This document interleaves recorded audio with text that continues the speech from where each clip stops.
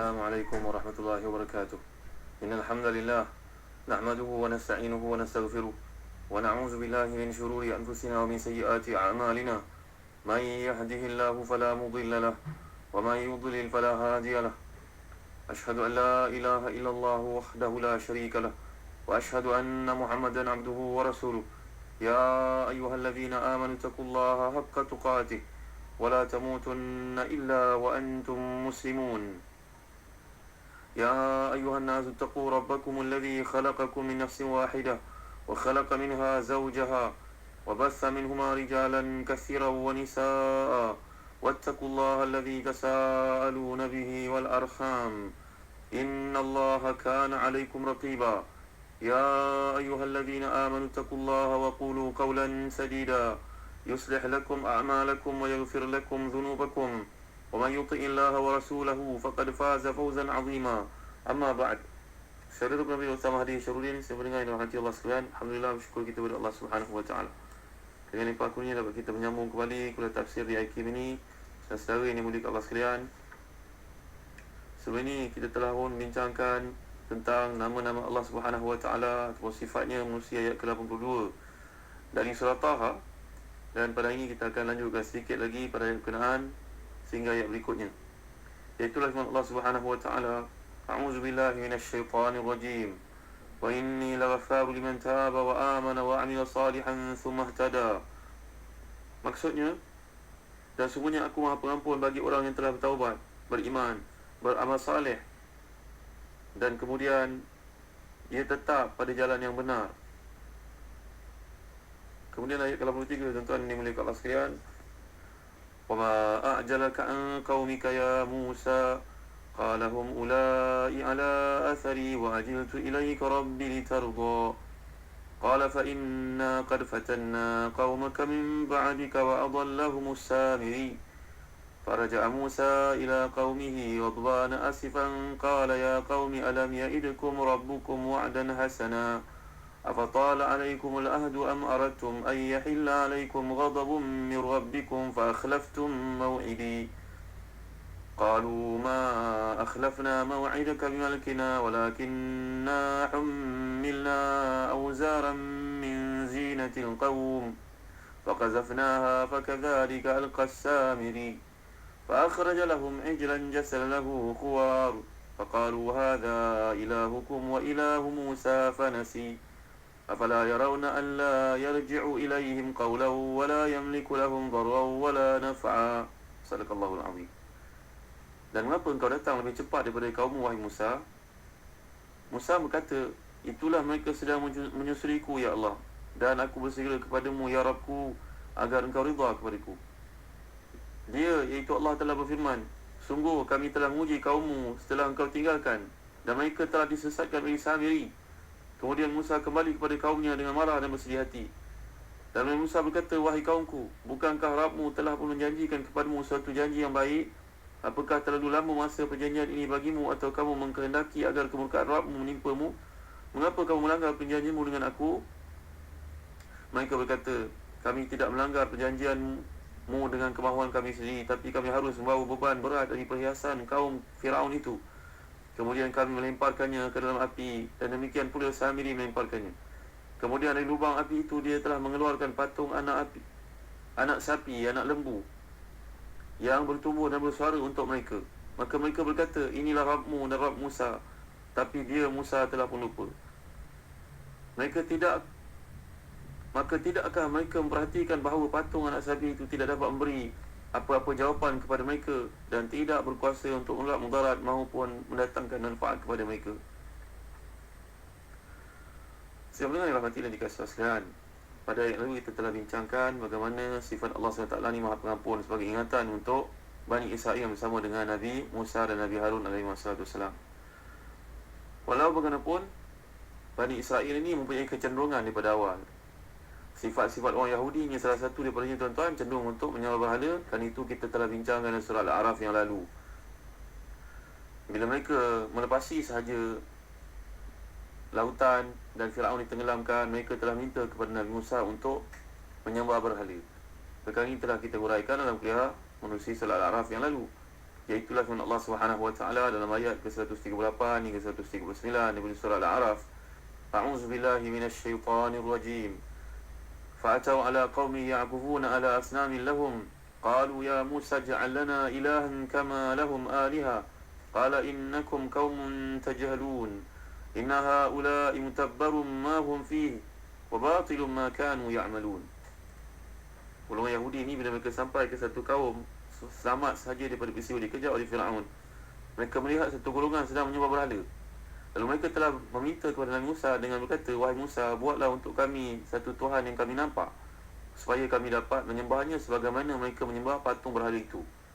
Nabi Musa menjawab, sungguh kamu merupakan orang-orang yang bodoh.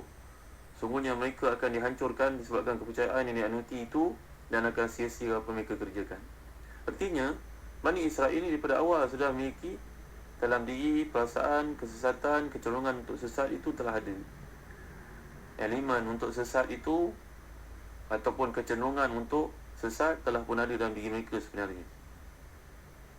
Tuan-tuan dan rahmati dan dikasihi Allah sekalian, perkataan yang digunakan oleh Allah SWT dalam ayat ke-82, wa inilah ghafaru liman taba wa amana wa amila salihan tsumma ihtada. Para ulama menjelaskan ihtada bermakna istiqamah. Istiqamah maknanya tetap dalam kebenaran. Ini seperti dikatakan satu pandangan daripada Ibn Abbas radhiyallahu anhuma. Manakala pandangan lain yang dikemukakan dalam tafsir dan kitab-kitab tafsir contohnya daripada Ibn Munzir, Ibn Abi Hatim, juga daripada Ibn Abbas radhiyallahu anhuma. Maksud yang digunakan Allah Subhanahu wa taala di sini ihtada bermakna lam yashuk. Lam yashuk iaitulah seorang yang tidak pun merasa sedikit dalam dirinya perasaan ragu terhadap ketetapan Allah Subhanahu wa taala. Ihtada bermakna istaqama wa amana wa amila amalan salihah. Orang yang sentiasa istiqamah dalam perkara kebaikan. Istiqamah bermakna kekal dalam satu perkara baik. Kadang-kadang perkara baik itu kecil saja tapi dilakukan dengan istiqamah, meninggalkan dosa besar, melakukan ketetapan fardu, tinggal melakukan kesalihan, amal-amal saleh seperti rajin bersedekah, maka dengan sedekah itu menyelamatkannya dari kemurkaan Allah di akhirat kelak. Pintu syurga ni ada 8, tuan-tuan. Kadang-kadang yang masuk syurga ni kerana banyak berpuasa. Nama pintu bagi orang istiqamah berpuasa sunat dipanggil Babu Rayyan, pintu Rayyan. Kadang-kadang seorang yang taat pada ibu bapanya, dengan sebab ketaatan itu dimasuki pintu Birrul Walidain. Ada yang masuk syurga kerana pintu amal saleh dengan ibadah sunat yang dikerjakan dengan konsisten, dengan istiqamah. Maka itulah maksud ihtada. Kemudian datang perintah Allah Subhanahu wa taala di sini dalam ayat yang ke-83, satu peringatan Allah Subhanahu wa taala untuk Nabi Musa. Kenapa engkau tergesa-gesa wahai Nabi Musa meninggalkan mereka? Bulan lalu kita telah bincangkan seperti disebut oleh Al-Imam Ibn Atiyah dalam tafsir Al-Muharrar Al-Wajiz. Nabi Musa telah memilih 12 orang di kalangan pengikut-pengikutnya. Nabi Musa telah memilih 70 orang di kalangan pengikut-pengikut yang setia ni untuk bersama-sama dengannya mengambil kitab Taurat, bertemu dengan Allah Subhanahu wa taala, dan sekaligus diberikan perintah untuk menerima kitab Taurat yang dalamnya ada ketetapan-ketetapan Allah Subhanahu wa taala. Dulu kita telah bincangkan dalam surah Al-A'raf, wa katabna lahu fil alwahi min kulli shay'in maw'izatan wa tafsilan li kulli shay' faquzha biquwwatin wa amur qaumaka ya'khudhu bi ahsaniha sa'uriikum daral fasiqin. Kami telah tuliskan untuk Musa dalam lauh Taurat itu segala satu pelajaran dan penjelasan untuk segala perkara. Maka kami berfirman, berpegang teguhlah kepadanya dan suruhlah kaummu berpegang kepadanya dengan sebaik-baik. Aku akan memperlihatkan kepadamu negara ataupun tempat tinggal orang-orang yang fasik, kesudahan orang-orang yang fasik. Jadi Nabi Musa ni pergi untuk bertemu dengan Allah SWT, menerima kitab Taurat bersama-samanya dengannya. Disebut oleh para ulama tafsir, Imam Al-Baghawi pun menyatakan perkara yang sama. 70 orang ni ikut Nabi Musa, dan Nabi Musa telah meninggalkan Nabi Harun untuk menjadi pemimpin, bagi mengelakkan, bagi memimpin Bani Israel dalam beribadah kepada Allah Subhanahu wa taala, menjadi amir, menjadi penggantinya. Jadi Nabi Musa dalam jadualnya akan bertemu dengan Allah SWT selama 30 malam, bermunajat kepada Allah Subhanahu wa taala. Kemudian ditambahkan bagi Nabi Musa ni lagi 10 malam, 10 hari, genap dalam 40 waktu, 40 hari. Maka keseluruhannya menjadi 40 hari, 40 malam. Jadi selama tempoh tersebut Nabi Musa akan berpuasa siang dan malam. Dan Musa telah pun menuju ke gunung untuk melaksanakan apa yang dijanjikan kepada Allah Subhanahu Wa Taala. Dia minta Harun saudaranya untuk menggantikan tempatnya dalam Bani Israel. Kerana itu Allah mengingatkan, wa ma ajalaka an qaumika ya Musa. Mengapa engkau datang lebih cepat daripada kaummu wahai Musa? Mengapa tak datang bersama dengan mereka? Jawapan Nabi Musa, qalahum ulai ala athari. Mereka sedang menyusul aku wahai Tuhanku. Mereka datang dan singgah dekat gunung. Lalu Nabi Musa menjawab lagi, wa ajiltu ilaika rabbi litarda.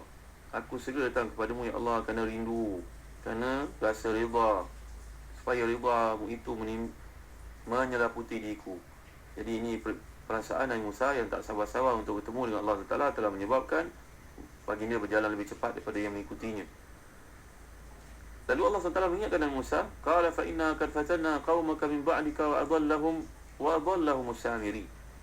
Sungguhnya kami telah menguji kaummu setelah engkau tinggalkan mereka, dan mereka telah disesatkan oleh Samiri.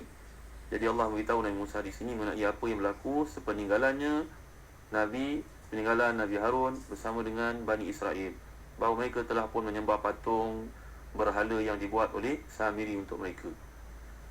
Ada banyak kisah tentang Samiri ini, tuan-tuan. Seperti yang disebut oleh Al-Imam Ibn Atiyah dalam tafsirnya Al-Muharrar Al-Wajiz. Ada dua cerita tentang Samiri. Yang pertama mengatakan bahawa Samiri ini merupakan seorang sepupu dari sebelah ibu kepada Nabi Musa AS. Ini satu pandangan, tuan-tuan yang dimuliakan Allah sekalian. Iaitu mereka mengatakan bahawa Samiri ini mempunyai kaitan kekeluargaan dengan Nabi Musa. Ini pandangan pertama. Tapi pandangan yang lebih kuat seperti yang ditarjih oleh kebanyakan para ulama tafsir, Samiri ini bukannya daripada Bani Israel, dia datang daripada kabilah Samirah, yang kebetulan bila datang Nabi Musa kepada Bani Israel, dia pun masuk Islam juga. Dia pun ikut bersama-sama dengan kumpulan Bani Israel untuk beribadah kepada Allah SWT. Artinya dia telah masuk ke dalam syariat Nabi Musa AS. Walaupun asal usul Samiri ini merupakan seorang kahin, seorang ahli sihir, seorang yang telah berjinak-jinak dengan mentera-mentera, yang telah berjinak-jinak dengan perkara-perkara karut, hela-hela. Lalu si Samiri ini telah melihat satu peristiwa yang disebut oleh para ulama tafsir. Ketika Nabi Musa AS bersama dengan kudanya, menaiki kudanya, tidak mahu menyeberangi lautan yang telah terbuka, yang telah menjadi kering, dengan keadaan airnya tinggi seperti gunung di kanan kiri mereka. Mereka terpaksa lalu, mereka kena lalu ke dasar lautan. Bayangkan lautan yang dalam itu berapa puluh meter ke dasarnya. Tiba-tiba air masih kekal lagi di kiri kanan bahunya. Boleh bayangkan tak bagaimana, apa yang memisahkan kedua tebing air itu? Tentulah perkara yang menakutkan. Lalu kuda Nabi Musa takut untuk melalui pemandangan yang luar biasa tersebut. Maka dalam kisah-kisah Israel telah mengukakan bahawa datanglah Jibril alaihissalam untuk mengajak Nabi Musa dan kudanya yang ketakutan itu untuk melalui highway yang baru terbuka tu, tuan-tuan. Maka dalam keadaan seperti itu, kuda yang naik oleh Jibril merupakan kuda betina, sedangkan kuda Nabi Musa merupakan kuda jantan. Jadi bila kuda jantan ni nak melalui kawasan tersebut, dia takut, dia melihat kuda betina, maka barulah datang keberanian nabinya untuk melalui, menyusuri jejak kuda betina di hadapannya. Samiri merupakan seorang yang mempunyai pengetahuan terhadap perkara-perkara seperti ini. Dia tahu ini merupakan malaikat Allah SWT. Kerana kelebihan yang ada pada dirinya, itu dia telah lama berkenalan, belajar dengan sihir. Maka dia nampak saja kuda Jibril melalui kawasan depan untuk menarik perhatian kuda Nabi Musa. Lantas dia telah turun. Ini kisah dikemukakan dalam kisah-kisah Israel, tuan-tuan yang mulia Allah sekalian. Disebut oleh para ulama tafsir sebahagiannya. Maka si Musa Samiri ini, namanya Musa juga Samiri, telah pun turun untuk mengambil kesan tapak kaki kuda Jibril alaihissalam. Dan ini disimpan dalam serbannya, seperti disebut oleh para ulama tafsir. Allahu a'lam, tuan-tuan. Para ulama tafsir menceritakan perkara ini. Contohnya Imam Ibn Atiyah dalam tafsir Al-Muharrar Al-Wajiz. Maka sebaik saja Nabi Musa sampai ke seberang sana dan bersama dengan Bani Israel, dia telah beritahu kepada kabilahnya, kepada kabilah Bani Israel, dia akan bertemu dengan Allah SWT. Maka dipilih 70 orang wakil mereka, nakib mereka untuk bersama-sama dengannya. Kita ni ada sedikit complication, tuan-tuan. Komplikasi, susah kita nak faham. Melainkan kita baca kitab kita tafsir. Yang pentingnya, berlakulah satu perkara di luar dugaan, iaitu Musa Samiri yang telah hadir dalam dirinya elemen syirik. dan juga sihir kepada Allah Subhanahu Wa Taala nak memperdayakan Bani Israel, maka dia telah mengambil keputusan untuk menjadikan daripada kesan tapak kaki pasir yang pernah dipijak oleh kuda Jibril ini untuk menjadi pemangkin bagi syirik yang akan dilakukan selepas itu. Nanti kita akan minta dengan perkara ini tuan-tuan dalam kuliah akan datang. Allahu a'lam wa sallallahu ala sayyidina Muhammad wa ala alihi wa sahbihi wa baraka wasallam. Alhamdulillahirabbil alamin wa barakallahu fikum. Wassalamualaikum warahmatullahi wabarakatuh.